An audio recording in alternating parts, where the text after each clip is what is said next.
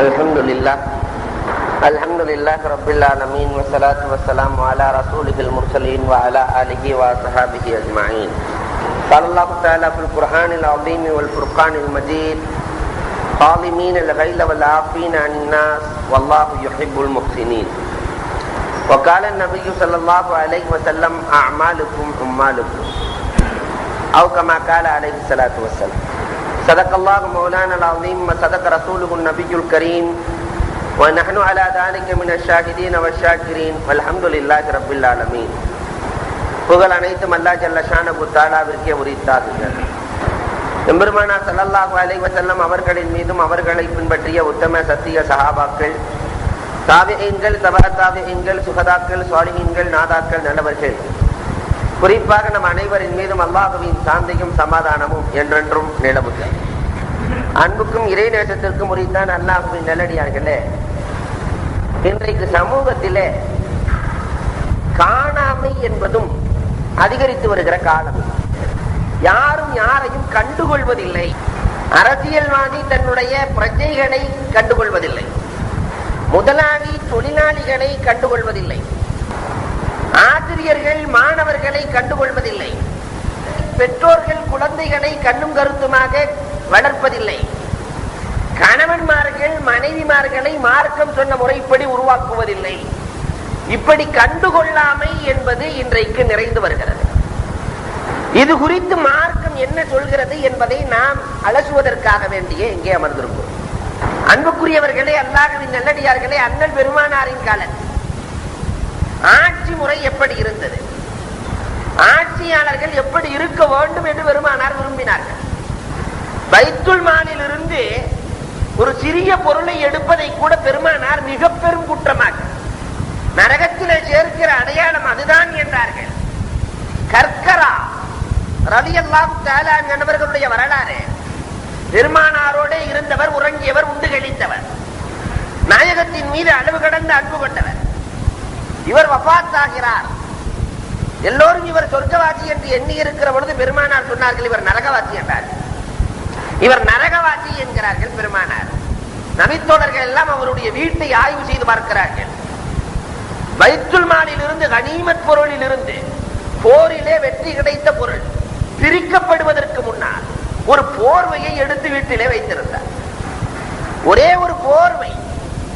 அந்த போர்வையை எடுத்து வீட்டிலே வைத்த காரணத்தினால், பைத்துல் மாலில் இருந்து எடுத்த காரணத்தினால், அண்ணனை பார்த்து ஈமான் கொண்ட அந்த நபித்தோழரை பெருமானார் நரகவாசி என்றார்கள்.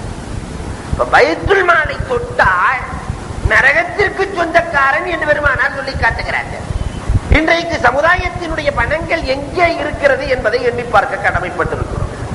பிரஜைகளுக்கு சேர வேண்டிய பணங்கள் இன்றைக்கு அரசியலும் தொழிலாக்கப்பட்டு காசை போட்டு காசை எடுக்கிற தொழிற்சாலைகளாக மாற்றப்பட்டு விட்டது. உமரே ஃபாரூக் ரலியல்லாஹு தஆலாவினுடைய காலத்தையும் நீங்கள் பார்க்கலாம். அரசியல் அமைப்பு எப்படி இருக்க வேண்டும் என்பதற்கு முன்மாதிரி உமர் ரலியல்லாஹு தஆலா. இரவு நேரத்தில் ரோந்து பணியில இருக்கிறார்கள் உமர் அலி. ஒரு பெண்மணி, இவர்தான் உமர் என்று கூட தெரியாமல் உமருக்கு நரகம் தான் என்றார். உமர் ரலியல்லாஹு தஆலா பதறி போய், அம்மா என்னம்மா சொல்கிறாய்? ஆம், உமருக்கு நரகம் தான். எதற்கம்மா சொல்லுகிறாய்? நான் பசியோடு இருக்கிறேன், பட்டினி கிடக்கிறேன், கஷ்டப்பட்டு கொண்டிருக்கிறேன், இந்த உமர் கண்டுகொள்வதில்லை. உமர் ரலியல்லாஹு தஆலா சொல்லுகிறார்கள், அம்மா நீ ஊரின் ஓரத்தில் இருக்கிறாய், நீ பசியோடு இருக்கிறாய் என்பது உமருக்கு எப்படி தெரியும் என்றார்கள். இதை தெரிந்து கொள்ளாமல் அவர் எப்படி ஹலீஃபாவாக இருக்கலாம் என்றார்கள் இந்த பெண்மணி.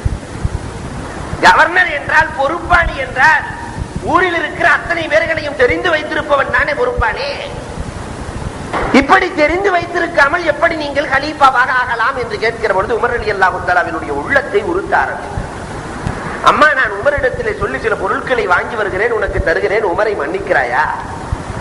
வாங்கி வந்தால் உமரை மன்னிக்கிறேன்.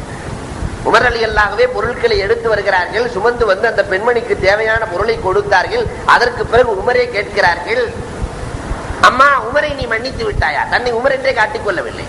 இப்பொழுது நான் உமரை மன்னித்தேன். பக்கத்தில் இருந்த இரண்டு தோழர்களை அழைத்து அப்துல்லாஹ் இப்னு மஸ்ஊத் ரலியல்லாஹு, இன்னொரு சஹாபி என்ற ரிவாயத்திலே வரும் யார் என்று பெயர் குறிப்பிடப்படவில்லை, 2 பேர்களையும் அழைத்து நீங்கள் சாட்சியாக இருங்கள், இந்த பெண்மணி என்னை மன்னித்து விட்டாள் என்றார்கள் உமர் ரலியல்லாஹு தஆலா. இந்த ஆட்சி முறை எங்கே இருக்கிறது? இன்றைக்கு நடக்கிற ஆட்சி அமைப்புகள் எங்கே இருக்கிறது? ஒரு பிரஜை கூட கஷ்டப்படக்கூடாது என்று எவன் எண்ணி இருக்கிறானோ அவன் தான் சிறந்த தலைவன்.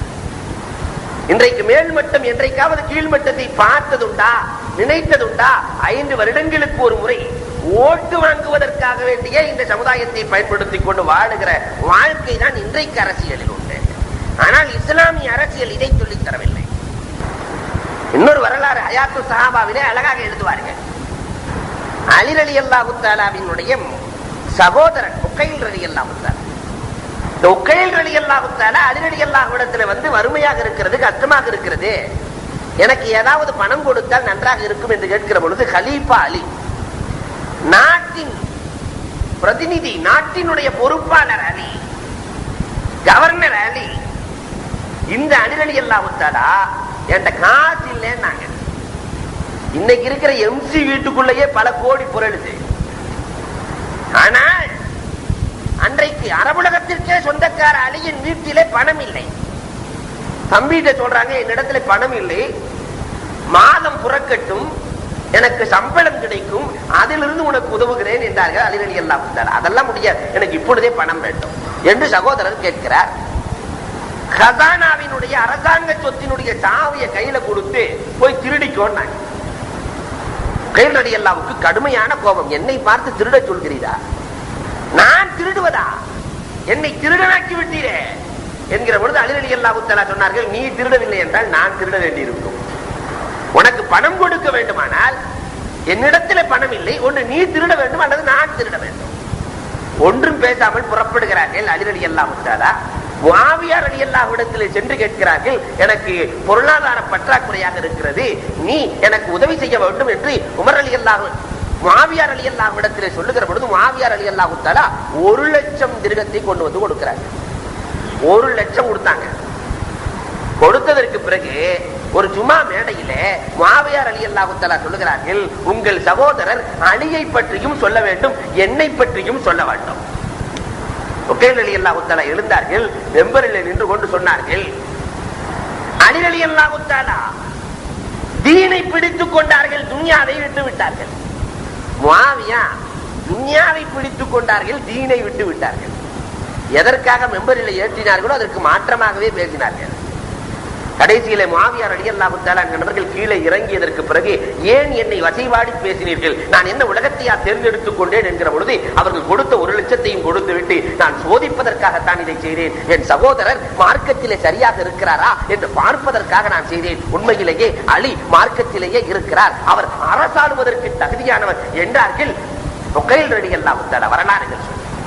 ஆனால் இன்றைக்கு சமூகத்தினுடைய நிலை எப்படி இருக்கிறது என்பதை எண்ணி பார்க்கிறோம்.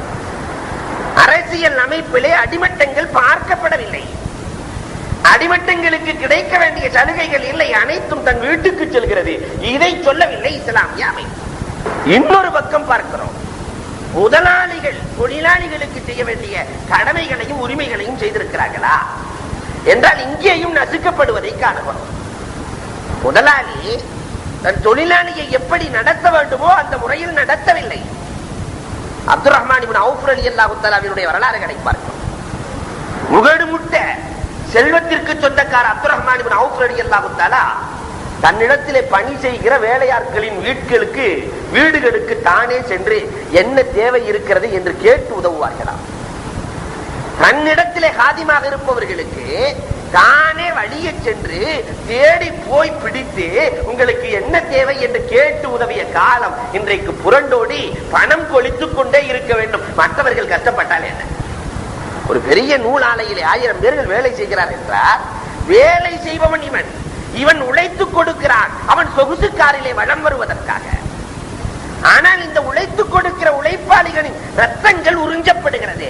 மார்க்கம் சொல்லும், நீங்கள் வேலையை வாங்கலாம், அதற்கு தகுந்த கூலியை கொடுங்கள். மனிதர்களுக்கு மட்டுமல்ல, மிருகங்களுக்கும் இந்த சட்டம் தான். அது தாங்காத அளவிற்கு நீங்கள் சுமைகளை ஏற்றாதீர்கள், சுமைகளை ஏற்றுவதற்கு முன்னால் அதற்கு உண்ண கொடுங்கள் என்றார்கள் உத்தம நபி ஸல்லல்லாஹு அலைஹி வஸல்லம் அவர்கள். இன்றைக்கு சமூகத்தின் நிலை என்ன எண்ணி பார்க்கிறோம். தொழிலாளிகள் உறிஞ்சப்படுகிறார்கள், குழந்தை தொழிலாளிகளாக. இன்னைக்கு நிறைய இடங்கள்ல பெண்களை தொழிலாளராக சேர்த்து சம்பளமும் குறைவா கொடுக்கலாம், வேலையும் நிறைவாக வாங்கலாம் என்று எண்ணிக்கொண்டு இன்றைக்கு சமூகத்தில் இப்படி ஒரு பெண்களை உருவாக்குகிற, பெண்களுக்கு கடுமையான வேலைகளை கொடுக்கிற முதலாளி வர்க்கங்கள் இன்றைக்கு அதிகரித்து வருகிறது. அபூ ஹனீஃபத்துல் கூஃபி ரஹ்மத்துல்லாஹி அலைஹி அவர்களுடைய வரலாறுகள் நமக்கு சான்று. எப்படி முதலாளி தொழிலாளிகிட்ட நடக்கணும் என்பதற்கு பெரிய சான்று அபூ ஹனீஃபா. பெரிய துணி வியாபாரி, துணிகளினுடைய தரத்தை சொல்லி அனுப்புகிறார்கள்.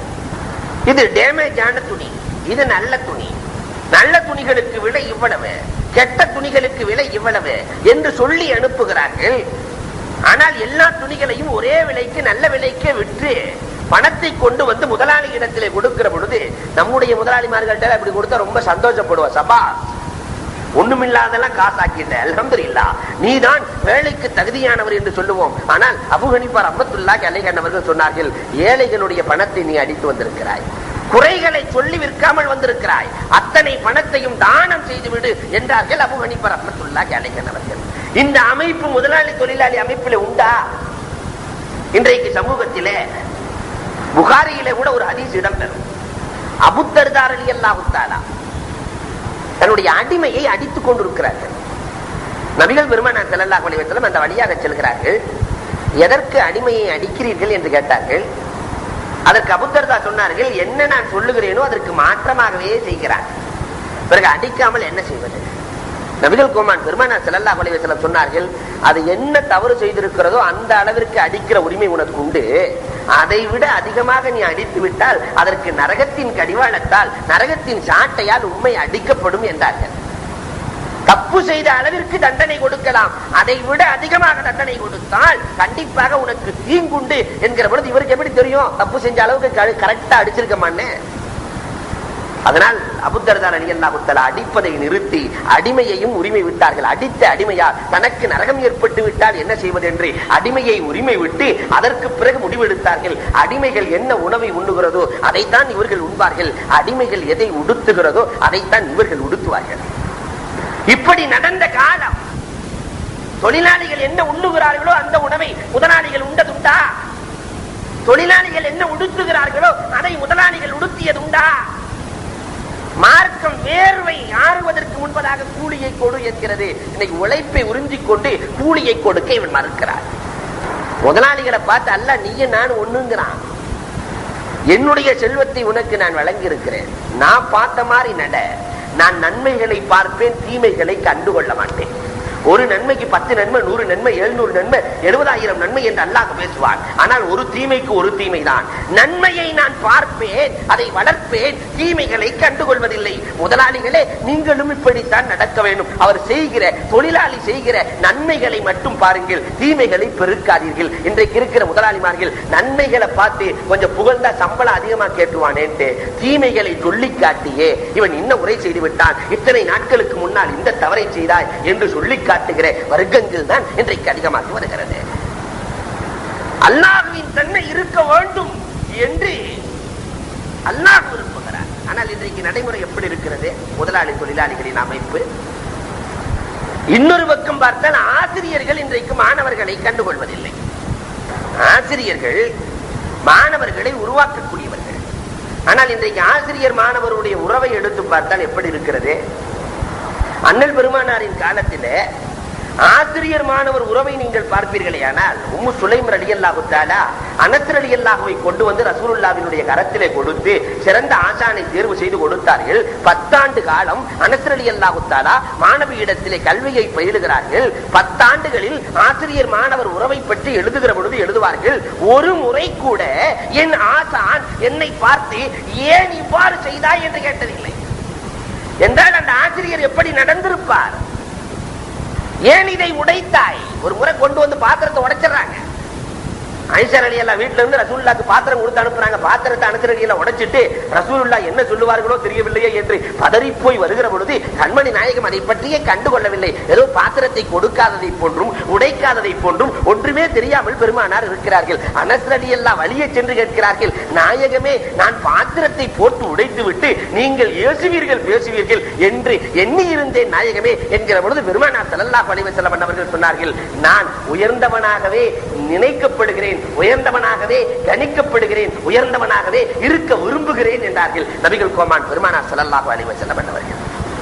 இன்றைக்கு அந்த நிலை இருக்கிறதா? நமக்கு முன்னாடி ஒரு மாணவன் கொண்டு வந்து தண்ணி பாட்டில கீழே விட்டா பிரஷர் 240 எல்லாம் தாண்டுது. ஒரு தண்ணி பாட்டிலை கீழே விட்டான், அவ்வளவுதான், தண்ணீர் கொட்டவில்லை. வேகமாக ஏறுகிறது சூடு, கையில கிடைப்பதை எடுத்து அடிக்கிற சூழல் இன்றைக்கு நடப்பதை பார்க்கிறோம். கண்மணி நாயகம் அதை விரும்பவில்லை. பெருமானார் ஸல்லல்லாஹு அலைஹி வஸல்லம் அந்த மாணவர்களுக்கு பாடம் நடத்துகிற முறையே அலாதியான முறையாக இருக்கு. ஒவ்வொருவருடைய உள்ளத்தை அறிந்து அறிந்து பாடம் நடத்துகிற பண்பாடு. பழைய காலங்களிலே நாம் எல்லாம் ஒரு 20 நூற்றாண்டுகளுக்கு 20 ஆண்டுகளுக்கு முன்னால் பார்க்கலாம். ஆசிரியர் பாடம் நடத்துகிற பொழுதே அந்த மாணவர்களுக்கும் ஆசிரியருக்கும் மத்தியில் ஒரு ஈர்ப்பு இருக்கும். அவர் கேள்வி கேட்பது, அந்த மாணவர்கள் பதில் சொல்வது, அழகாக சொல்லுவார். ஆணை இருக்கிறதே, ஆணையை பூனை தின்றது, பூனையை வண்டு தின்றது என்ற பாடம் நடத்துகிற பொழுது மாணவர்களுக்கு ஒண்ணும் புரியல. என்ன ஆணைய பூனை தின்னுச்சு? ஆணைய போய் பூனை திங்க முடியுமா? ஆணை என்றால் மாணவர்களிடத்திலே சொல்லி காட்டுகிறார். ஆ என்றால் பசு, பசுவின் நெய்யை பூனை தின்றது, பூனையை வண்டு தின்றது என்றால் பூவின் நெய் தேன், பூவின் நெய் தேன் பூனை, பூனையை வண்டு தின்றது, வண்டு தேனை அருந்தி சென்றது என்று தொடங்குகிற பொழுது அங்கே பூனை என்று வருமல்லவா, வருகிற பொழுது பூனை குறித்து ஒரு வார்த்தையை பேசுவார். அங்கு ஒரு கதை சொல்லப்படும் மாணவர்களின் உள்ளத்திலே பதிய வைப்பதற்காக. அந்த காலத்தினுடைய வளமை. ஒரு பூனை ஆசான் பேசுவார். பூனையை 4 வியாபாரிகள் சேர்ந்து வளர்க்கிறார்கள். ஒரு பூனைய பஞ்சு வியாபாரிகள் 4 பேர் சேர்ந்து ஒரு பூனையை வளர்த்தான். வளர்க்கிற பொழுது ஒவ்வொரு காலையும் அவன் பிரித்து கொண்டான். இந்த கால் எனக்கு சொந்தம், இந்த கால் உனக்கு சொந்தம். 4 காலையும் 4 பேர் சொந்தமாக்கிட்டான். ஒரு பூனையினுடைய 4 காலுக்கு 4 சொந்தக்காரர்கள். பூனை துள்ளி குதித்து விளையாடுகிற பொழுது மேலிருந்து கீழே விழுந்தது, கால் அடிபட்டது. எந்த கால் அடிபட்டதோ அந்த காலுக்கு சொந்தக்காரன் அதுக்கு கட்டு போட்டான். எப்படி கட்டு போட்டான்? மண்ணெண்ணெயை சுத்தி அதுக்கு மேல துணியை போட்டு கட்டு போட்டான், சீக்கிரம் குணமாக வேண்டும் என்பதற்காக. பூனை அந்த பக்கமும் இந்த பக்கமும் திரிகிற பொழுது ஒரு விளக்கு எரிந்து கொண்டிருக்கிறது. அதற்கு அருகிலே பூனை சென்றது. மண்ணெண்ணெய் வேறு காலிலே ஊற்றப்பட்டிருக்கிறது, கட்டிலே பற்றி கொண்டது. ரத்தம் ஒழுக ஒழுக தீப்பிடித்து எரிய அங்கும் இங்கும் ஓடியது. ஓடிய பூனை பஞ்சுக்கு மேலும் ஓடியது, பஞ்செல்லாம் பற்றி கொண்டது. இப்பொழுது பாக்கி இருக்கிற 3 காலுக்கு சொந்தக்காரன், உன்னாலதான் இந்த பஞ்செல்லாம் போனது, அதனால் அத்தனைக்கும் நீதான் பணத்தை கொடுக்க வேண்டும் என்று நொண்டிக்காலிடத்திலே வந்து கேட்கிறார். நீதிபதிகளிடத்திலே சென்றது. நீதிபதி அங்கே தீர்ப்பு சொல்லுவான். கதையை அழகா கொண்டு போவாங்க அந்த ஆசிரியர்கள், ஈர்ப்புக்காக வேண்டி, மாணவர்களுடைய ஈர்ப்புக்காக. நீதிபதியிடத்திலே செல்லுகிற பொழுது உன்னுடைய பூனையின் கால் கோணைக்கால், மற்றவர்களுடைய பூனையின் கால் நேர்கால், உன் பூனையின் கால் முக்கால், மற்றவர்களின் பூனையின் கால் முழுக்கால். முக்கால் மூலமாக நடக்க முடியுமா? முழுக்காலின் மூலமாக நடக்க முடியுமா? முழுக்காலின் மூலமாகத்தான் நடக்க முடியும். அப்படியானால் முழுக்காலின் காரணமாகத்தான் தீப்பற்றியது, நொண்டியின் மூலமாக தீப்பற்றவில்லை. எனவே அனைவரும் இதற்கு சொந்தக்காரர்கள் தான், அனைவரும் நஷ்டத்திலே பங்கேற்க வேண்டும் என்று கதையை சொல்வதோடு அங்கு பஞ்சு என்று வருகிறதல்லவா, அங்கிருந்து ஒரு கதையை துவங்குவார்.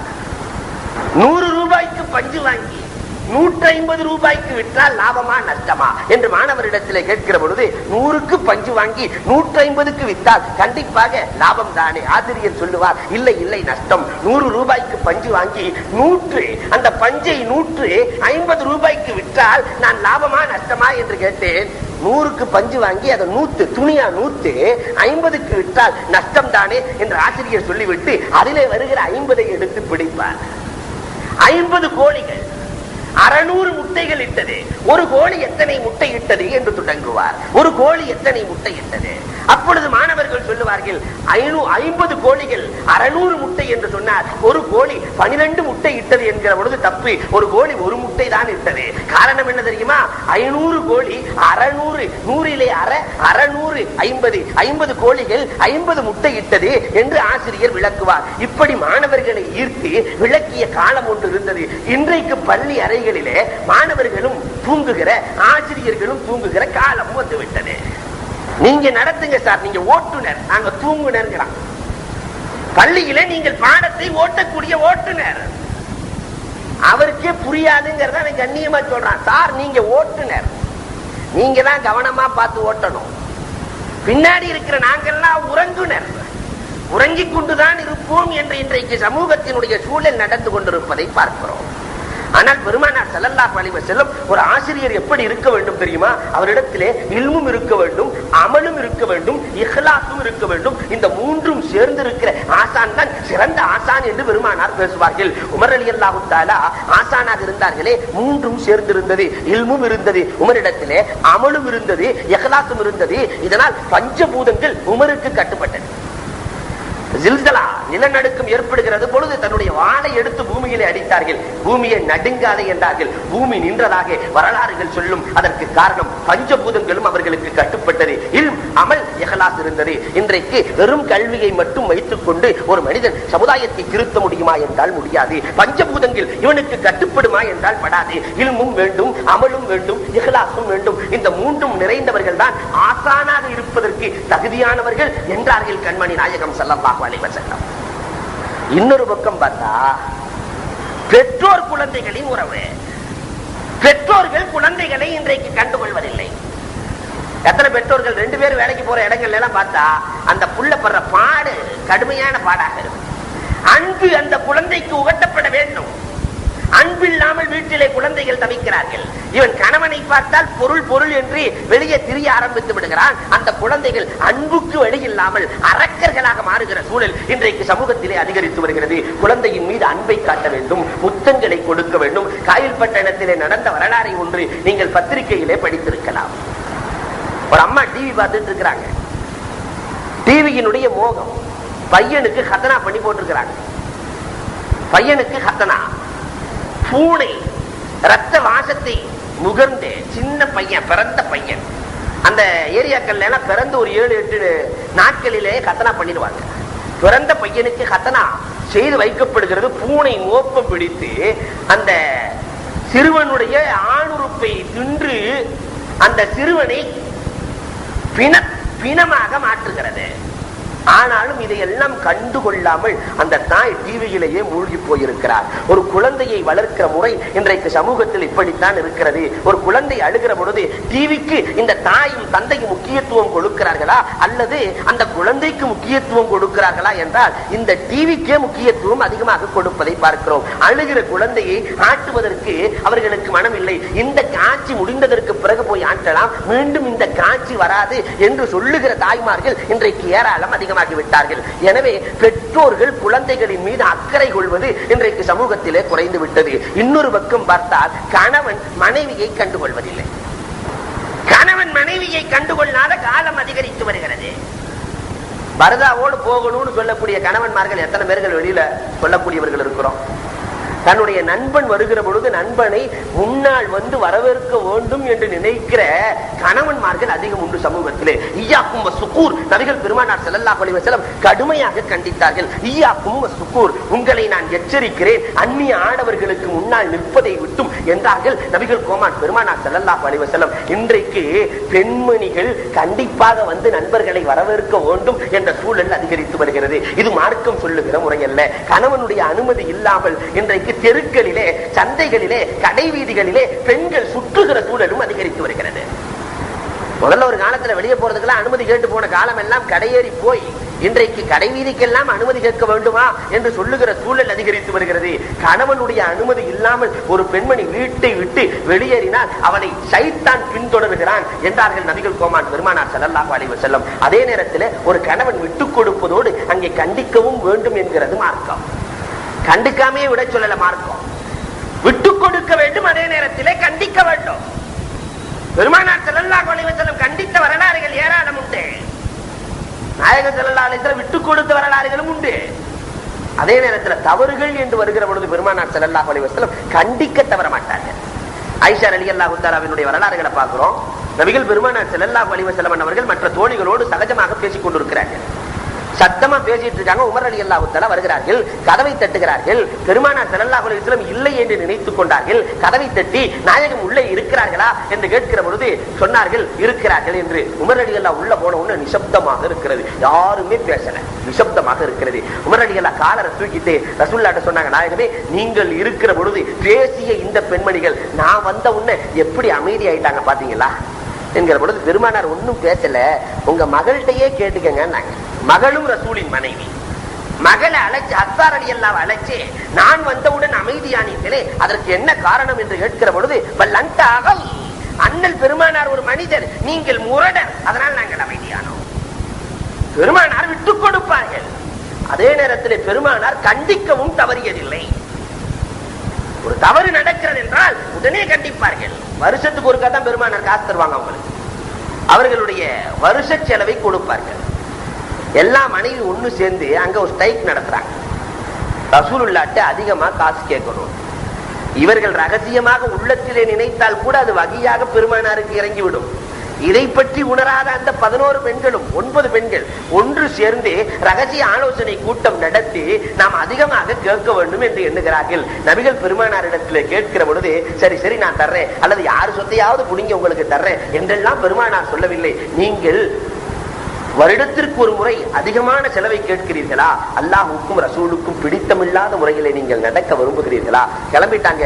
29 நாள் ஈலா இருக்கிறார்கள். நபிகள் பெருமானார் ஒதுங்கி இருந்தார்கள் என்று அல் குர்ஆன் சொல்லி காட்டுகிறது. கண்டிக்க வேண்டியதை கண்டித்தார்கள். 29 நாள்ல இறங்கி வந்து ஆயிஷா ரலியல்லாஹு அன்ஹா சொன்னாங்க, அல்லாஹ் எனக்கு சட்டம் போட்டான், நான் கொடுக்கறத பொருந்தி வாழ்றதா இருந்தா அந்த பெண்ணோட வாழுங்க, இல்லாட்டி உங்களுக்கு ஏராளமான பெண்கள் இருக்கிறது என்று அல்லாஹ் சட்டம் போட்டான். ஆயிஷா உன் விஷயம் என்ன? ஆயிஷா நீ என்னோடு வாழ பிரியப்படுகிறாயா, உள்ளதை கொண்டு பொருந்தி, அல்லது இல்லையா உன் பெற்றோரிடத்திலே ஆலோசனை கேட்டுவிட்டு என்னிடத்திலே வந்து சொல்ல ஆயிஷா என்கிற பொழுது ஆயிஷா ரலியல்லாஹு உடனே சொன்னார்கள், பெற்றோரிடத்திலே எதற்கு நான் ஆலோசனை கேட்க வேண்டும் நாயகமே, நீங்கள் கொடுக்கிறது போது நாயகமே, அதை கொண்டு நான் பொருந்தி வாழுகிறேன் என்று சொல்லுகிறார்கள். அதற்கு பிறகு ஆயிஷா ரலியல்லாஹு தஆலா சொன்னார்கள், மற்ற மனைவிகள்கிட்ட ஆயிஷா இப்படி சொன்னாங்கன்னு நீங்க சொல்லிடாதீங்க, ஆயிஷா இப்படி சொன்னார்கள் என்று சொல்ல வேண்டாம். ஆனால் ரசூலுல்லாஹ் எல்லா மனைவியையும் போய் சொல்லும் போது ஆயிஷா பொருந்திக் கொண்டார்கள். நீங்கள் என்ன சொல்கிறீர்கள்? ஆயிஷா பொருந்திக் கொண்டார்களா? நாங்களும் பொருந்திக் கொள்கிறோம். உம்மு சலமா ஆயிஷா பொருந்திக் கொண்டார்களா? நாங்களும் பொருந்திக் கொள்கிறோம். ஆயிஷா பொருந்திக் கொண்டார்களா? எல்லா மனைவிமார்களும் பொருந்தியதாக வரலாறு உண்டு. விட்டுக் கொடுத்த நாயகம் கண்டிக்கவும் தவறவில்லை. இதை போன்றுதான் நம்முடைய பெண்கள் பர்தா இல்லாமல் வெளியே சென்றால் கண்டிக்க தவறக்கூடாது. அந்நிய ஆடவர்களுக்கு முன்னால் நிற்க வைப்பதை தடுக்க வேண்டும், தேவையில்லாமல் வெளியே சுற்றுவதை தடுக்க வேண்டும். இதெல்லாம் மார்க்கம் விரும்பாத செயல்கள். இந்த நடைமுறை சமூகத்திற்கு வந்து விடுமையானால் கண்டிப்பாக சமூகம் சீராக அமையும் என்பதில் சந்தேகமில்லை. வல்லோன் அல்லாஹ் அத்தகைய வாய்ப்புகளை நம் அனைவருக்கும் வழங்குவானாக. வாஹுரு தஅவா அனில் ஹம்துலில்லாஹி ரப்பில் ஆலமீன். அல்ஹம்துலில்லாஹ் அல்ஹம்துலில்லாஹி ரப்பில் ஆலமீன் வஸ்ஸலாத்து வஸ்ஸலாமு அலா ரசூலில் முர்ஸலீன் வ அலா ஆலிஹி வ ஸஹாபிஹி அஜ்மஈன். قال الله تعالى في القرآن العظيم والفرقان المجيد وقرن في بيوتكن ولا تبرجن تبرج الجاهلية الأولى. وقال النبي صلى الله عليه وسلم المرأة عورة إذا خرجت من بيتها استشرفها الشيطان أو كما قال عليه الصلاة والسلام. صدق الله مولانا العظيم وصدق رسوله النبي الكريم ونحن على ذلك من الشاهدين والشاكرين والحمد لله رب العالمين. புகழ் அனைத்தும் அல்லாஹ் ஜல்ல ஷானஹு தஆலாவிற்கே உரித்தாகுது. எம்பெருமானார் ஸல்லல்லாஹு அலைஹி வஸல்லம் அவர்களின் மீதும் அவர்களை பின்பற்றிய உத்தம சத்திய சஹாபாக்கள், தாபிஈன்கள், தபஅத்தாபிஈன்கள், சுஹதாக்கள், சாலிஹீன்கள், நாதாக்கள், நல்லவர்கள், குறிப்பாக நம் அனைவரின் மீதும் அல்லாஹ்வின் சாந்தியும் சமாதானமும் என்றென்றும் நிலவுக. அன்புக்கும் இறைநேசத்திற்கும் உரித்தான அல்லாஹ்வின் நல்லடியார்களே, நாம் எல்லாம் பழைய பாதையிலே பயணம் செய்கிற புதிய மனிதர்கள். அல்லாஹ்வும் ரசூலும் அமைத்து கொடுத்த பாதை தீனுல் இஸ்லாத்தை ஏற்று மார்க்கம் என்ன நெறிகளை வகுத்திருக்கிறதோ அந்த நெறிகளின்படி வாழ வேண்டியவர்கள் நாம். அல்லாஹ்வும் ரசூலும் வாழ தூண்டுகிறான். நாம ஒரு பாதையை அமைத்து இந்த பாதை தான் சரியான பாதை என்று செல்லுவதற்கு மார்க்கத்தில் அனுமதி கிடையாது. இந்த அடிப்படையில இன்றைக்கு ஷவ்வால் மாதம் ஒரு பிரச்சனை ஏற்படும். அதை போன்று இப்பொழுது நடந்து கொண்டிருக்கிற சஃபர் மாதத்திலேயும் பீடை மாதமாக நினைத்து அதை பெண்கள் அதுல ஏராளமான ருசூமாத்துகளை ஏற்படுத்தி, சவ்வாலிலே சில ருசூமாத்துகளை ஏற்படுத்துவதை போன்று சஃபரிலேயும் சில ருசூமாத்துகள் சடங்குகளை ஏற்படுத்தி தங்களுக்கென்று ஒரு பாதையை அமைத்து செல்வதை பார்க்கிறோம். சஃபர் மாதம் வந்துவிட்டால் ஒடுக்கத்து புதன் என்று சொல்லி புள்ளை மிதிப்பது, குடும்பத்திலே கணவன் மனைவியினுடைய உறவு இருக்கக்கூடாது, கறிகளை சாப்பிடக்கூடாது என்று ஏராளமான ருசூமாத்துகள். இது மனிதர்களால் அமைக்கப்பட்ட பாதை, அல்லாஹ்வும் ரசூலும் அமைத்த பாதை அல்ல. அல்லாஹ் ரசூல் எதை சொல்லிக் கொடுக்கிறான், அல்லாஹ் குர்ஆனிலே எதை போதிக்கிறான், நபிகள் பெருமானார் ஸல்லல்லாஹு அலைஹி வஸல்லம் தன் வாழ்க்கையிலே எதை நடத்தி காட்டினார்கள் என்று நாம் பார்க்கிறோம். குடும்பம் சார்ந்து நாம் பார்க்கிற பொழுது ஒரு பெண்மணி எப்படி வாழ வேண்டும், ஆனால் இன்றைக்கு எப்படி வாழுகிறாள்?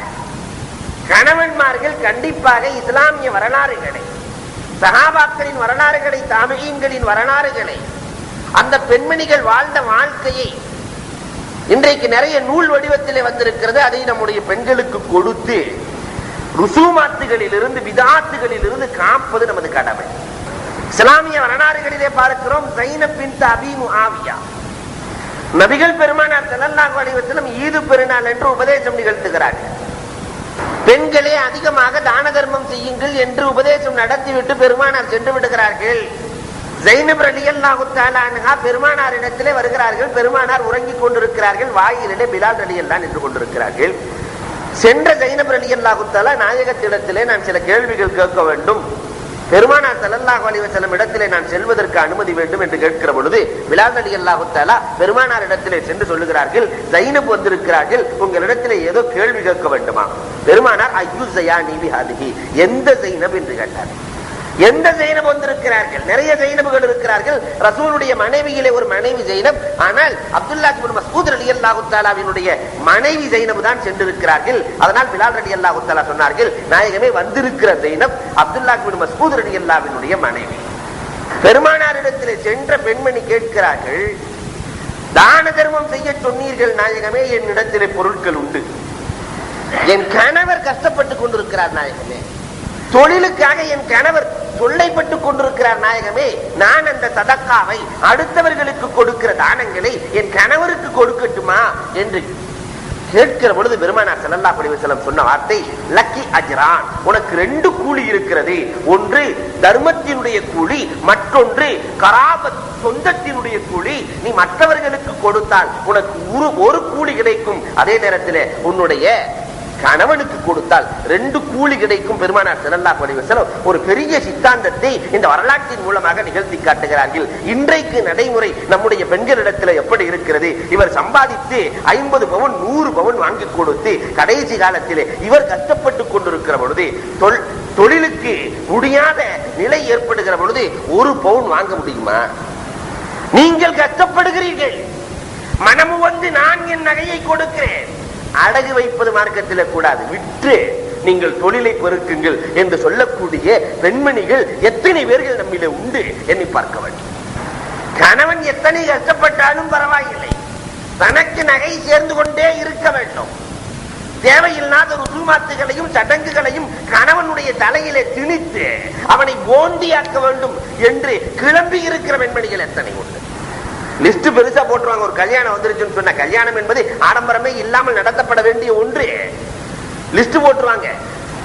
தேங்காய் 101, வாழைப்பழம் 501, ஆப்பிள் இத்தனை கூட, ஆரஞ்சு இத்தனை ஐட்டங்கள் செல்ல வேண்டும்.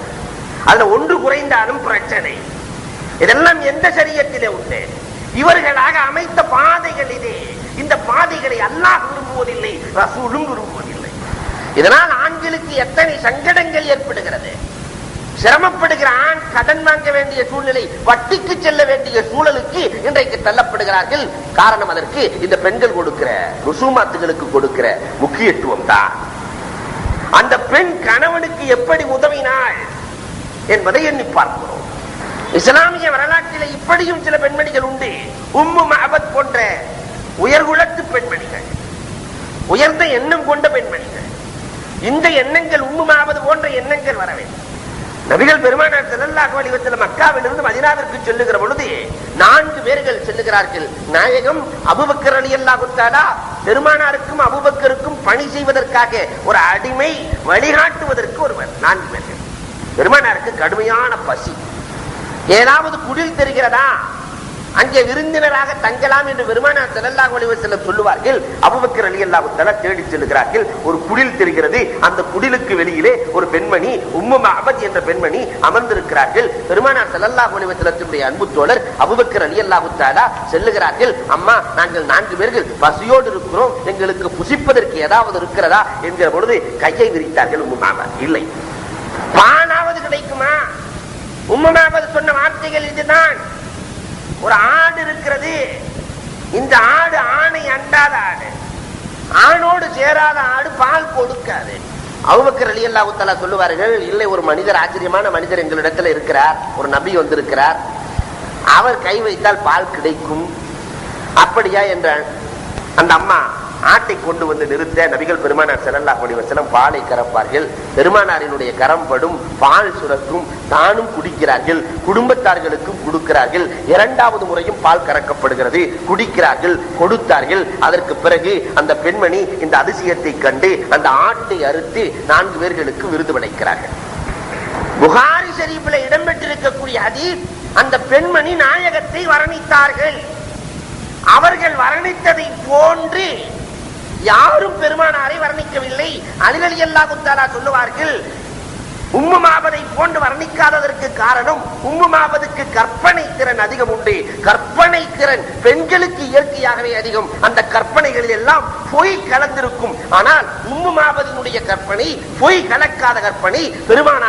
பெருமானாரினுடைய அங்கங்களை வர்ணிக்கிறார், வார்த்தெடுக்கிறார். பெருமானார் சாப்பிட்டு விட்டு சென்று விடுகிறார்கள். அதற்கு பிறகு கணவன் வருகிறார். வந்த பொழுது இந்த நிகழ்வை சொல்லுகிற பொழுது 2 பேர்களும் மதீனா சென்று இஸ்லாத்தை தழுவிய வரலாறுகள் உண்டு. தெரியாதவர்களுக்கு கூட, அறியாதவர்களுக்கு கூட விருந்து படைக்கிற பழக்கம் கொண்டவர்களாக அன்றைய கண்மணிகள், பெண்மணிகள் இருந்தார்கள். இது பழைய பாதை. அந்த பாதையை பின்பற்றுகிறவர்களாக இந்த புதிய மனிதர்கள் நாம் இருக்கிறோமா?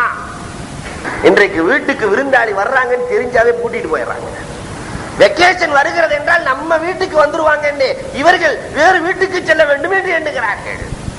விருந்தினர்களை மகிழ்விப்பது என்ற தன்மை பெண்களிடத்திலே குறைந்து வருகிறது. உயர்ந்த குணம். அப்படியே விருந்தாளி வந்தாலும் அவர்களின் இனத்தை சார்ந்தவர்கள் வந்தால் அதற்கு மரியாதை உண்டு. கணவனின் இனத்தை சார்ந்தவர்கள், கணவனுடைய சகோதரர்கள் வந்தாலோ அல்லது தாய் வந்தாலோ அல்லது சகோதர சகோதரிகள் வந்தாலோ அதற்கென்று வேறு மரியாதைகள் உண்டு. அதான் அழகா பேர் வச்சிருக்கிறாரு. கணவனுடைய சகோதரிக்கு சுனாமி வருதுன்னு பேர் வச்சிருக்கிறார். கணவனுடைய அக்கா தங்கச்சிகளுக்கு எல்லாம் சுனாமி. ஏனம்மா இப்படி பேர் வைத்திருக்கிறாய்? சொல்லாம வர்றாங்க, இருக்கிறதெல்லாம் சுருட்டிட்டு போயிடுறாங்க, அதனாலதான் சுனாமின்னு பேர் வச்சிருக்கு. மாமியாருக்கு தனி பேர், உருளைக்கட்டை வருது ஒரு இடத்துல. விருந்து என்பது, விருந்தோம்பல் என்பது குறைந்து வருகிறது. ருசூமாத்துகள் பெருகி வருகிறது.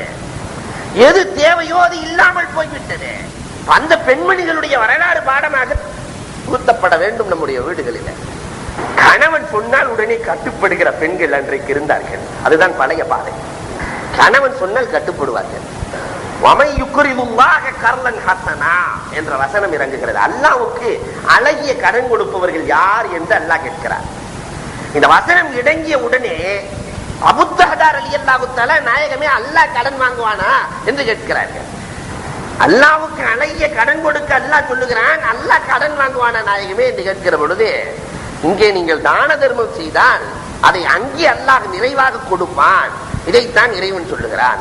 அப்படியானால் நாயகமே, எனக்கு அஸ்பல் கீழ்ப்பகுதியிலும் தோட்டங்கள் இருக்கிறது, மேல் பகுதியிலும் தோட்டங்கள் இருக்கிறது, 2யுமே உங்களுக்கு கொடுக்கிறேன் நாயகம். பெருமானார் ஸல்லல்லாஹு அலைஹி வஸல்லம் சொன்னார்கள், இப்படி கொடுத்தால் உன்னுடைய குழந்தைகள் ஏழையாகி விடுவார்கள்.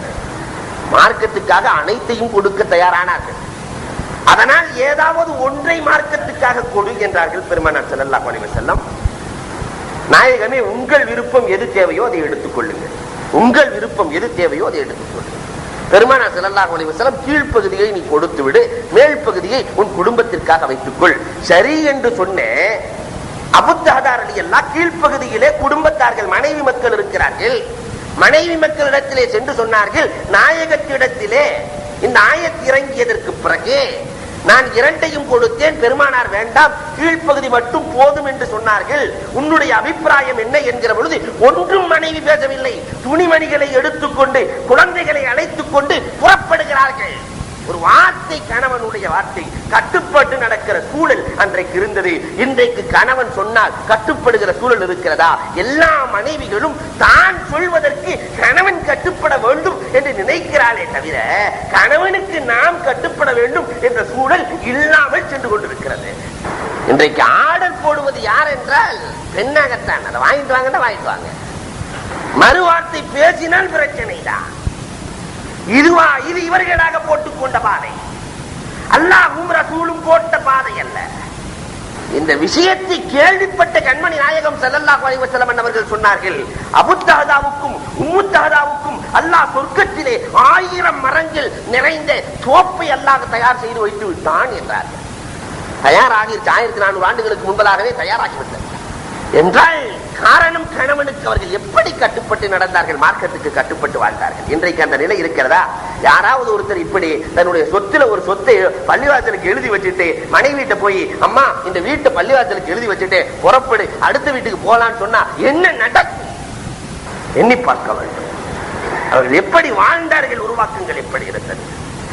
கவலைப்படுவது என்பது கூட ஒரு பெண்மணி கணவனுக்காகத்தான் கவலைப்பட வேண்டும். இதுதான் பழைய பாதை. கவலைப்படுறது கூட மற்றவர்களை விட அதிகமான கவலை கணவனின் மீது இருக்க வேண்டும். கணவனை உயர்வாக்குவதற்காக அல்லது காலம் சென்ற கணவனுக்காக கவலைப்படலாம். ஹம்னா இஸ்லாமிய வரலாறுகளிலேயே தெரிந்து கொள்ள வேண்டிய பெண்மணிகளில் ஒரு பெண்மணி ஹம்னா பின்த் ஜஹ்ஷ். பெருமானார் ஸல்லல்லாஹு அலைஹி வஸல்லத்தினுடைய காலத்திலே உஹது போர்க்களம் நடந்து முடிகிறது.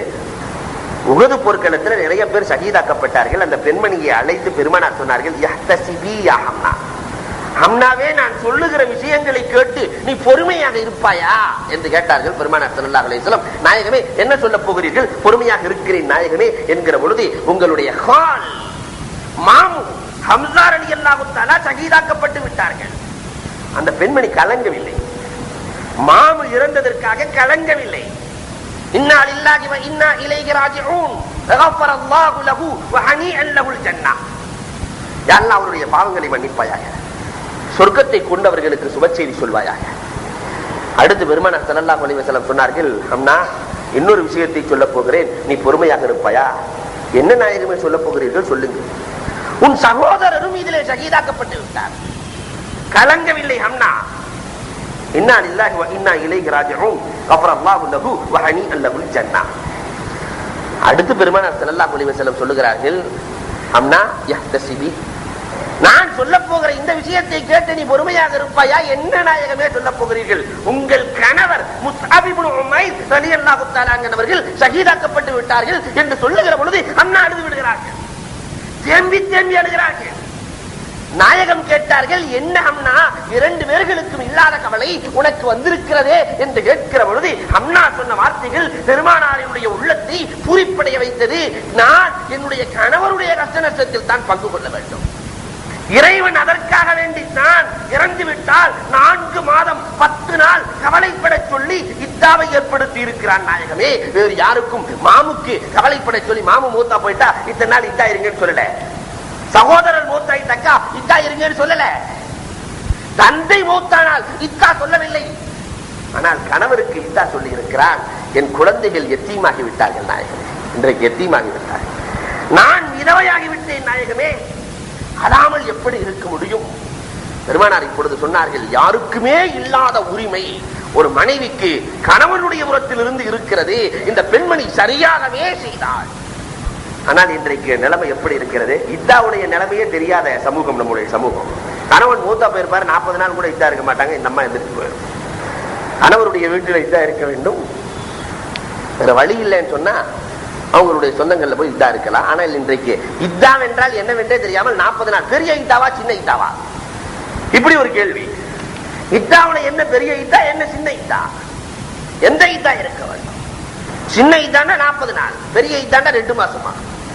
சமூகத்தின் நிலை எங்கே சென்று கொண்டிருக்கிறது? கணவனுக்காக கவலைப்பட்ட காலங்கள் எல்லாம் போய் இன்றைக்கு சில இடங்கள்ல கணவன் போக மாட்டானா என்ற சூழல் இன்றைக்கு பெருகி வருவதை பார்க்கிறோம். கணவன் இடைஞ்சலாக சில பெண்மணிகளுக்கு தெரிகிறார்கள். கணவன் இருக்கிற பொழுது அடுத்தவர்களை கைவிடுத்து செல்லக்கூடிய பழக்கங்கள் இன்றைக்கு அதிகமாகி வருகிறது இஸ்லாமிய சமூகத்தில். அதற்கு காரணம் மார்க்கத்தின் நெறி அறிவு இல்லை. அதை நாம் புகுத்த வேண்டும் கண்டிப்பாக பெண்களுக்கு. இஸ்லாமிய வரலாறுகள்ல ஆச்சரியமான செய்திகள் எல்லாம் உண்டு. சில பெண்மணிகள் கவலைப்பட்டார்கள், அவர்களுக்காக வசனமே இறங்கியது. அல்லாஹ் பார்த்து வசனத்தை இறக்கினான். வரலாறுகள். ஹிந்து பின்த் அம்ர் இப்னு ஹராம், எப்படி ஒரு பெண்மணி, ஹிந்து பின்த் அம்ர் இப்னு ஹராம், ஜாபிர் ரலியல்லாஹு தஆலாவினுடைய சகோதரி. ஜாபிர் ரலியல்லாஹு தஆலா வஃபாத்தாகிற பொழுது குழந்தைகள் இல்ல. ஜாபிர் ரலியல்லாஹு தஆலாவுக்கு ஆண் வாரிசும் இல்ல, பெண் வாரிசும் இல்ல. ஜாபிர் ரலியல்லாஹுவுக்கு கொஞ்சம் சொத்து சுகங்கள் உண்டு. இறந்ததற்கு பிறகு இது யாருக்கு போய் சேர வேண்டும் என்று ஒரு பிரச்சனை எழும். அந்த பெண்மணி வீட்டிலிருந்து அழுவாள். அரபுலகத்தினுடைய காலம் பெண்களுக்கே சொத்து கிடையாது என்ற காலம். அதற்கு பிறகு பெருமானாரினுடைய வருகைக்கு பிறகு சொத்து இருக்கிறது என்று சொல்லப்பட்டது. ஆனா கலாலாவினுடைய சட்டம், ஒருவர் இறந்ததற்கு பிறகு சகோதர சகோதரிகள் மட்டும் இருக்கிறார்கள் அல்லது சகோதரிகள் மட்டும் இருந்தால் இதற்கு கலாலா என்று சொல்லுவார்கள். இந்த சட்டம் இல்லாத காலம். இந்த பெண்மணி அழுகிறார்கள், என் சகோதரனின் சொத்துக்கு நானே வாரிசாக வேண்டும், இறைவா இதற்குரிய சட்டத்தை இறக்கி கொடு என்று தொழுதார்கள். சஜிதாவிட விழுந்து அழுதார்கள். அல்லாஹ் ஜல்ல ஷானஹு தஆலா குலில்லாஹு யுஃப்தீக்கும் கலாலா, கலாலாவினுடைய விஷயத்திலே உங்களுக்கு அல்லாஹ் ஃபத்வாவாக சட்டமாக கொடுக்கிறான் என்று ஒரு சட்டத்தை ஏற்படுத்தினான். அல்லாஹ் ஒரு சகோதரி இருக்கிறாள் என்று சொன்னால், இறந்தவருக்கு வேற எந்த வாரிசும் கிடையாது, ஒரே ஒரு சகோதரி என்று சொன்னால் சொத்துல பாதி போய் சேரும் அந்த சகோதரி. பல சகோதரிகள் இருந்தால் சுலுசான், 3/2 பகுதி போய் சேரும், ஃபுல்லா போய் சேர. சகோதர சகோதரிகள் இருந்தால் லித்தக்கரி மிஸ்ல் ஹல்லில் உன்சையை, ஆணுக்கு 2 பகுதி பெண்ணுக்கு 1 பகுதி என்ற ஒரு பெரிய சட்டம் உலக வரலாற்றிலே யாராலும் உருவாக்க முடியாத சட்டம் அல்லாஹ் தஆலா ஒரு பெண்ணினுடைய துஆவால் கொடுத்தார். கலாலாவினுடைய சட்டம் ஒரு பெண்ணினுடைய துஆவால் கொடுத்தார். இன்றைக்கு எத்தனை பெண்மணிகள் அல்லாஹ்வோடு இந்த நெருக்கத்தை பெற்றிருக்கிறார்கள். தொழுகை இல்லை, நோன்பு கிடையாது. இன்றைக்கு புதிய உலகமாக எங்கு பார்த்தாலும் சனி ஞாயிறு ஆகிவிட்டால் வண்டியில கணவர் பின்னாடி வச்சு கூட்டிட்டு போயே ஆகணும். ஷாப்பிங் உலகம் என்று பின்னால் அழைத்து செல்லக்கூடிய கலாச்சாரம். மார்க்கத்திற்கு புறம்பாக நிறைய இடங்களில லோன் வாங்குறதுக்காக இன்றைக்கு பெண்களுக்கு மகளிருக்கு என்று தனி உரிமைகள் கொடுக்கப்பட்டு விட்டது என்பதற்காக ஆண்களுக்கு எல்லாம் போனா லோன் கொடுக்கிறது கிடையாது. பெண்கள் சென்றால் உடனே கொடுக்கப்படுகிறது. அதுவும் இஸ்லாமிய பெண்கள் அங்கே செல்லுகிற பொழுது புர்காவோடு, கவர்ச்சியான புர்காவோடு அவர்கள் செல்லுகிற பொழுது அவர்களிடத்திலே லோனை கொடுத்ததோடு மட்டும் இல்லாமல் வயிற்றிலே குழந்தையையும் கொடுத்து அனுப்புகிற கலாச்சாரங்கள் இன்றைக்கு உருவாக்கி கொண்டே இருக்கிறது. இஸ்லாமிய பெண்களின் நிலை எவ்வளவு கீழ்த்தரமாக செல்லுகிறது. காரணம் இவர்களாக போட்டுக்கொண்ட பாதையால் ஏற்பட்ட விளைவுகள் இவை. எத்தனை பெண்மணிகளுடைய கற்பு சூறையாடப்படுகிறது. அதற்கு காரணம் என்ன எண்ணி பார்க்க வேண்டும். அன்றைய காலத்து பெண்மணிகள் அல்லாஹ்விடத்திலே அழுது உரிமைகளை பெற்றார்கள். இன்றைய காலத்து பெண்மணிகளுடைய சூழல் எப்படி இருக்கிறது? இஸ்லாமிய வரலாறுகள்ல உம்மு முன்திர் ரலியல்லாஹு தஆலா என்ற ஒரு பெண்மணியும் இருந்தார்கள். உம்மு முன்திர் ரலியல்லாஹு தஆலா இவர்களும் அறிந்து கொள்ள வேண்டிய பெண்மணிகள். பெருமானாரிடத்திலே பையத்துக்காக செல்லுகிறார்கள். நபிகள் பெருமானார் ஸல்லல்லாஹு அலைஹி வஸல்லம் பையத்தெல்லாம் செஞ்சு கொடுத்துட்டாங்க. இணை வைக்கக்கூடாது, திருடக்கூடாது, ஜினா செய்யக்கூடாது, வரிசையாக பையத்து செய்வார்கள் பெருமானார் ஸல்லல்லாஹு அலைஹி வஸல்லம். அதுல அல்லாஹ் நஹுஸ்ஸ அஸ்வாஜனா, கணவன்மார்களுக்கு மோசடி செய்யக்கூடாது என்ற ஒரு வாசகத்தையும் பெருமானார் சேர்க்கிறார். அந்த பெண்மணி கேட்டார்கள், கணவன்மார்களுக்கு மோசடி செய்யறதுன்னா என்ன நாயகமேன்னு கேட்டாங்க. பெருமானார் ஸல்லல்லாஹு அலைஹி வஸல்லம் சொன்னார்கள், கணவனுடைய அனுமதி இல்லாம உங்க அம்மா வீட்டுக்கு பொருளை ஏற்றுமதி பண்ணக்கூடாது. கணவனின் அனுமதி இல்லாமல் உன் சொந்தத்திற்கு பொருள்களை, கணவனின் சொத்தையோ பொருட்களையோ எடுத்து நீ வழங்குவது கூடாது. பெருமானார் செய்து கொடுத்த பைஅத். இதுதான் மார்க்கம் காட்டுகிற பழைய பாதை. இன்றைக்கு சமூகத்தினுடைய சூழல் எப்படி இருக்கிறது? 100 கிலோ அரிசி வாங்கி வச்சாக்கா 3 மாசத்துக்கு ஆக வேண்டிய அரிசி 1 மாசத்திலே காணாம போயிடுது. எங்க போகிறது தெரியாது. பருப்பு போய்கொண்டே இருக்கிறது, பொருட்கள் போய்கொண்டே இருக்கிறது. இது மார்க்கத்திற்கு புறம்பான பாதை. இது இவர்களாக போட்டுக்கொண்ட பாதை, அல்லாஹ்வும் ரசூலும் விரும்பாத பாதை. இன்றைக்கு சமூகத்தினுடைய சூழல் இதில் அதிகமாக சென்று கொண்டிருக்கிறது. எத்தனை ருசூமாத்துகள் இவர்களிடத்தில் இருக்கு, எத்தனை ருசூமாத்துகள். பெருமானார் ஸல்லல்லாஹு அலைஹி வஸல்லம் ஒரு பெண்மணியை அறிமுகப்படுத்தி பேசுகிறார்கள். யார் தெரியுமா அந்த பெண்மணி? என் சமூகத்தினுடைய ஆசியா என்றார்கள். என் சமூகத்தினுடைய ஆசியா, ஃபிரௌனுடைய மனைவி ஆசியா. அவர்கள் பட்ட கஷ்டங்கள் ஏராளம் இஸ்லாத்தை மறைமுகமாக ஏற்றதற்காக. கடைசியிலே 4 மூலைகளிலும் கட்டி வைக்கப்பட்டு ஆசியாவினுடைய தலையிலே பாறையை போடப்பட்டது. அதற்கு முன்பதாக அல்லாஹ் உயிரை எடுத்துக் கொண்டார். ஃபிரௌனிடத்திலே மாட்டிய ஆசியாவை போன்று இந்த உம்மத்திலே மாட்டிய ஆசியா ஹவ்வா பின்த் யஸீத் என்றார்கள் பெருமானார் ஸல்லல்லாஹு அலைஹி வஸல்லம். என்னுடைய உம்மத்தின் ஆசியா. காரணம் அவ்வளவு கஷ்டங்களை பற்றி. முஅவ்வித் முஆத் ஹல்லாத் வரலாறுகளை பார்க்கிறோமே. முஅவ்வித் முஆத் இரண்டு பேர்களும் போருக்காக சென்றார்கள். கல்லாது சென்றார்கள். பத்ர் போர்க்களத்திலே மல்யுத்தத்திற்காக 3 அன்சாரி தோழர்கள் முன்னால் சென்று நின்றார்கள் என்று சொல்லுகிறோமே. அந்த 3 பேர்களினுடைய தாய் தான் ஹவ்வா பின்த் யஸீத். மதீனாவிலே மாநபி ஸல்லல்லாஹு அலைஹி வஸல்லம் வந்ததற்கு பிறகு இந்த 3 பேர்களும் பெருமானார் என்ன சொல்லுகிறார்கள் என்பதை கேட்க சென்றார்கள். சூரத்துல் ஃபாத்திஹாவை மட்டுமே கேட்டார்கள். 3 சிறுவர்கள் சூரத்துல் ஃபாத்திஹாவை கேட்டார்கள். இஸ்லாத்தை தழுவினார்கள். சூரத்துல் ஃபாத்திஹா தோற்றுவாய். இதை கேட்டு இஸ்லாத்தை தழுவி தாயிடத்திலே வந்து சொல்லுகிறார்கள். ஹவ்வா பின்த் யஸீத் இடத்திலே வந்து சொன்னார்கள், தாயும் இஸ்லாத்தை ஏற்கிறார். குடும்பமே ரகசியமாக தொழுது கொண்டிருக்கிறது. கைஸ் இப்னு அலீம் என்பதுதான் இந்த ஹவ்வாவினுடைய கணவர். இதை பார்த்தவுடன் அவர்களுக்கு ஏற்பட்ட அதிர்ச்சிக்கு அளவு. குழந்தைகளை விட்டு உன்னால் தான் குழந்தைகள் கேட்டார்கள் என்று கடுமையாக அடிக்கிறார். ஹவ்வாவினுடைய முகமெல்லாம் இரத்தக்கரை, உடம்பெல்லாம் இரத்தக்கரை. பெருமானார் ஸல்லல்லாஹு அலைஹி வஸல்லம் இதை கேள்விப்பட்டு வந்து விசாரித்து சொல்லுகிறார்கள், அம்மா நீ இன்றைய இந்த உம்மத்தினுடைய ஆசியா. எத்தனை தொல்லைகள், எத்தனை தொல்லைகள். நீங்களும் அந்த நேரத்தில் கூட நீங்களும் இஸ்லாத்தை ஏற்றுக்கொள்ளுங்கள். முஹம்மதுக்கு வகி வருகிறது. என்ன வகி வருகிறது? சூரத்துல் ஃபாத்திஹாவை ஓதி காட்டப்படுகிறது. ஓதி காட்டப்பட்டதற்கு பிறகு மனம் இறங்கவில்லை. என்னுடைய அஸ்னாம்களிடத்திலே நான் கேட்கிறேன், என்னுடைய சிலைகளிடத்திலே நான் கேட்கிறேன். அவைகள் சொன்னால் இந்த முஹம்மதை நான் ஏற்கிறேன். அதுவரை உங்களை அடிப்பேன். எந்த சிலை பேசி இருக்கிறது? அது பார்க்கவும் செய்யாது, பேசவும் செய்யாது. இந்த நேரத்திலே தான் அல்லாஹ் ஒரு வேலை செய்வார். தாயை காப்பாற்றுவதற்காக மகன் செய்த தந்திரம். இரவு நேரத்தில் சிலைகளை எல்லாம் கொண்டு போய் மதீனாவுக்கு வெளியில கொண்டு போய் கிணத்துல போட்டார். இப்ராஹிம் அலைஹிஸ்ஸலாம் செஞ்ச வேலையை செஞ்சார். கிணற்றிலே சென்று ஓடுகிறார். மறுநாள் காலை தந்தை தேடுகிறார், கிடைக்கவில்லை. உடனே மனைவியை அடிக்கிறார், ஹவ்வாவை அடிக்கிறார், காயப்படுத்துகிறார், நையப்புடைக்கிறார். அதற்கு பிறகு மதீனா முழுவதும் தேடுகிறார். மதீனாவினுடைய கிணற்றில சிலை கிடைப்பதாக கேள்விப்படுகிறார். போய் சென்றார். சிலைகளை எடுத்து வந்து மீண்டும் வைக்கிறார். அடுத்த நாள் அந்த கல்லாதை எடுத்துட்டு போனார். இன்னொரு மூலையில மதீனாவினுடைய எல்லையில கொண்டு போய் போட்டு விட்டார். மறுநாளும் அடி விடுகிறது. 3வது நாளும் இதே நிகழ்வு நடக்கிறது. அப்பொழுது மகன் கல்லாது கேட்டார், சிலை சிலை என்று நீங்கள் சொல்லுகிறீர்களே, அது சொன்னால் ஈமான் கொள்ளுகிறேன் என்கிறீர்களே, ஒவ்வொரு நாளும் நீங்கள் தானே தேடி தேடி எடுத்து வர வேண்டிய சூழல். நீங்கள் எதை வணங்குகிறீர்களோ அதை நீங்களே தேடி எடுத்து வரக்கூடிய சூழல்.